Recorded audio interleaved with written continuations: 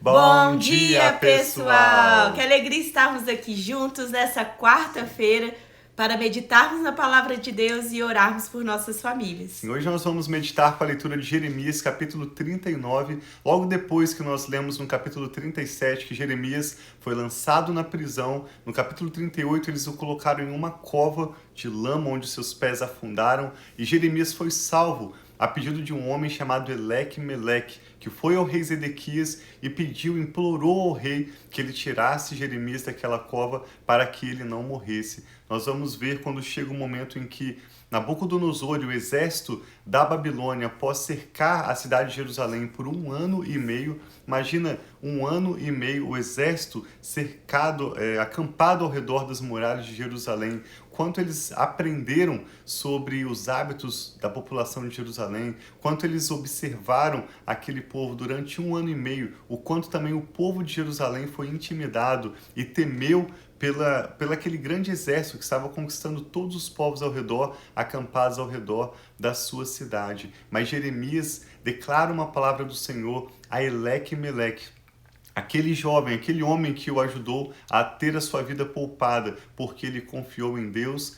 Onde quer que ele fosse, Eleque-Meleque seria abençoado, enquanto o que Jeremias havia profetizado sobre Jerusalém seria destruição, aquela cidade seria queimada, seus muros seriam derrubados, se cumpriu porque o povo de Deus não se arrependeu da sua maldade, mas insistiu no seu orgulho, na sua arrogância e em confiar na sua própria capacidade, nos seus relacionamentos. Então esse texto é um chamado para nós colocarmos a nossa confiança em Deus, mesmo quando as circunstâncias não são claras, quando não entendemos, assim como Jeremias estava obedecendo a palavra de Deus, assim como Eleque-Meleque confiou no Senhor e poupou a vida do profeta, que nós possamos também nos voltar para o Senhor com um coração sincero, Amém. Com um coração humilde, para obedecer e desfrutar das suas bênçãos.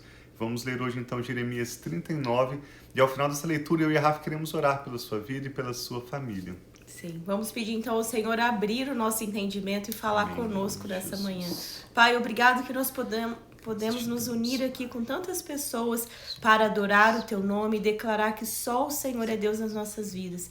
E nós pedimos, Pai, fala conosco através dessa leitura, traga sobre os nossos corações, a nossa mente, aquilo que o Senhor tem, a mensagem, o princípio, o valor que o Senhor tem para nós, para revelar a nós no dia de hoje. Nós abrimos o nosso coração e dizemos, seja bem-vindo, Espírito Santo, para falar conosco e de ministrar. Nós queremos ouvir a Tua voz. Em nome de Jesus, amém.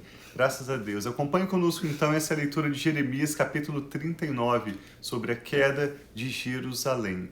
Foi assim que Jerusalém foi tomada. Nós estamos falando num contexto aqui em que Jeremias viveu na região de Judá, no sul de Israel, depois do profeta Isaías, que já havia profetizado, e vários dos profetas que estão no Antigo Testamento alertaram o povo de Deus, os descendentes de Israel, e principalmente das tribos de Judá e Benjamim, que se voltassem para o Senhor, que obedecessem os mandamentos da lei do Senhor, que vivessem uma vida de justiça, de integridade, de sinceridade, mas aquele povo, os compatriotas de Jeremias, rejeitaram o chamado ao arrependimento. Então, depois do governo de Faraó e da grande influência do Egito naquela região, a Babilônia começa a crescer. Deus deu influência a Nabucodonosor, alguns reis antes dele, e prometeu que não apenas Nabucodonosor, mas também o seu filho e o seu neto, até a terceira geração, teriam influência, a autoridade do Senhor para executar juízo sobre aquela região. Então, como estudamos nos livros de história, a Babilônia começa a invadir várias nações, conquistando territórios ao redor, e chega o dia de Jerusalém. Foi assim que Jerusalém foi tomada. No 9º ano do reinado de Zedequias, rei de Judá, no 10º mês, Nabucodonosor, rei da Babilônia, marchou contra Jerusalém com todo o seu exército e a sitiou. E no 9º dia do 4º mês do 11º ano do reinado de Zedequias, o muro da cidade foi rompido. Então todos os oficiais do rei e da Babilônia vieram e se assentaram junto à porta do meio. Nergal-Sarezer de Sangar, Nebu-Sarsequim, um dos chefes dos oficiais, Nergal-Sarezer, um alto oficial e todos os outros oficiais do rei da Babilônia. Quando Zedequias, rei de Judá, e todos os soldados os viram, fugiram e saíram da cidade, à noite, na direção do jardim real, pela porta entre os dois muros, e foram para Arabá. Mas o exército babilônio os perseguiu e alcançou Zedequias na planície de Jericó. Eles o capturaram e o levaram a Nabucodonosor, rei da Babilônia, em Ribla, na terra de Amate, que o sentenciou. Nós lemos algumas vezes profecias em que Jeremias declarou ao rei Zedequias, e repetidas vezes o rei Zedequias, não querendo ouvir a palavra do Senhor, perguntava novamente a Jeremias: você tem alguma palavra do Senhor? O que Deus tem a me dizer? Mas quando Jeremias lhe dizia, ele rejeitava se arrepender, ele não queria aceitar as palavras do Senhor. Mas Jeremias disse o que ninguém queria ver, a face de Nabucodonosor naquela época. Jeremias disse e repetiu para Zedequias: você verá Nabucodonosor face a face, você e ninguém da sua família escapará do exílio da Babilônia.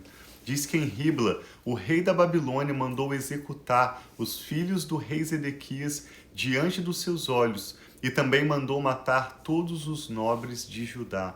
Mandou furar os olhos de Zedequias e prendê-lo com correntes de bronze para levá-lo para a Babilônia. Os babilônios incendiaram o palácio real e as casas do povo e derrubaram os muros de Jerusalém. Nebuzaradã, o comandante da guarda imperial, deportou para a Babilônia o povo que restou na cidade, junto com aqueles que tinham se rendido a ele e o restante dos artesãos. Somente alguns dos mais pobres do povo, que nada tinham, Nebuzaradã deixou para trás em Judá.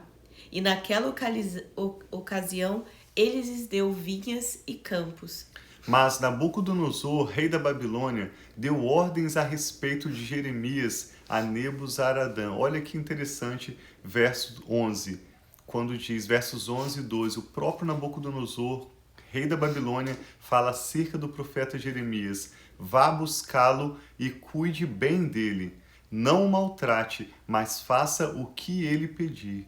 Então Nebuzaradã, o comandante da guarda imperial, Nebuzasban, um dos chefes dos oficiais, Nergal-Sarezer, um alto oficial, e todos os outros oficiais do rei, mandaram tirar Jeremias do pátio da guarda e o entregaram a Gedalias, filho de Aicã, filho de Safã, para que o levasse à residência do governador. Assim Jeremias permaneceu no meio do seu povo.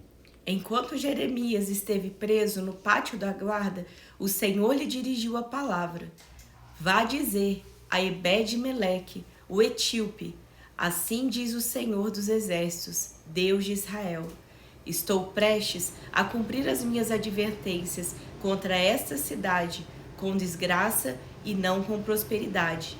Naquele dia, elas se cumprirão diante dos seus olhos. Mas eu o resgatarei naquele dia, declara o Senhor. Você não será entregue nas mãos a quem teme. Eu certamente o resgatarei. Você não morrerá à espada, mas escapará com vida, porque você confia em mim, declara o Senhor. Interessante que Ebed-Meleque nunca fez uma confissão pública ou com a sua voz, como nós vemos nas Escrituras, da sua fé em Deus, mas as suas atitudes provaram que ele confiava no Senhor. Ao invés de se unir ao propósito de Zedequias e aos habitantes de Judá, de Jerusalém, para insistir em permanecer naquela cidade, perseguir e tentar matar o profeta Jeremias, Ebed-Meleque usou da sua influência para conversar com o rei Zedequias e clamar pela salvação da vida de Jeremias. Então ele se importou mais consigo mesmo, pelo que nós vemos nas Escrituras, ele se importou com o seu próximo, mais do que consigo mesmo. Certamente, assim como Ebed-Meleque salvou Jeremias e o ajudou, Ebed-Meleque tinha um coração alinhado ao coração de Deus, de servir ao próximo, de abençoar, de se comprometer com a verdade, com a justiça, com aquilo que é nobre aos olhos do Senhor. E por isso, no dia, esse é um dos capítulos mais tristes de todas as Escrituras, Jeremias 39, quando mostra Jerusalém sendo destruída. Aquele palácio suntuoso construído por Salomão com as ofertas do povo foi completamente queimado. As muralhas de Jerusalém, uma cidade sagrada, onde Davi estabeleceu o seu reinado, depois de há muitos anos como guerreiro, e ali os seus descendentes reinaram, as muralhas de Jerusalém sendo destruídas. Mas nesse capítulo de tamanha tristeza, em que nós podemos lamentar pelo sofrimento do povo de Deus, nós vemos Ebed-Meleque sendo salvo. Sim. Por causa da sua confiança em Deus. Ele não era considerado do povo de Deus, Israel. Ebed-Meleque era um gentio. Algumas traduções o chamam de etíope, outras o chamam de cuxita. Então ele era um gentio, alguém que estava fora daqueles que eram considerados povo de Deus. Mas por causa da sua atitude de crença, de confiar no Senhor, ele foi salvo no dia da destruição de Jerusalém. Assim como Jeremias, apesar de um chamado difícil, de um ministério tão dolorido, tão angustiante que foi para Jeremias, no dia daquela grande destruição para Jerusalém, em que o rei Zedequias teve os seus olhos furados, depois de ver os filhos dele serem mortos na frente dele, tamanha tragédia naquela cidade, Jeremias é salvo. Por que Nabucodonosor teria interesse em salvar Jeremias?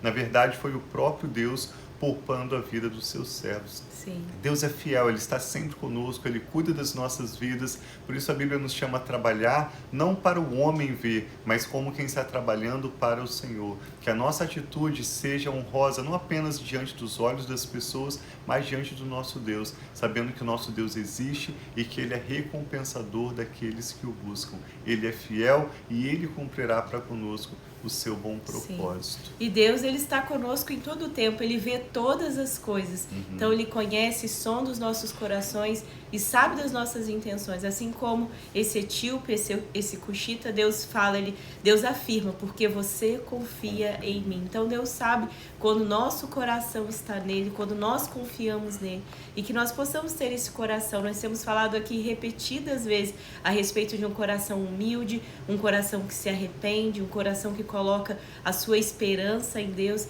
e é isso que Deus quer de nós. Mais do que qualquer tipo de sacrifício, Ele quer realmente um coração quebrantado, um coração que Ele não rejeita. Na palavra diz que um coração contrito e quebrantado Deus jamais rejeitará, e é isso que Deus espera de nós. Então que nós possamos ter esse coração que se arrepende, que abre ao Senhor, que deixa todo o nosso orgulho, a nossa vaidade, aquilo que nós achamos que é correto aos nossos olhos, para olhar para Deus e perguntar o que o Senhor tem para mim, o que o Senhor diz a respeito dessa situação, o que vem de Ti, é o que nós queremos, né, meu amor?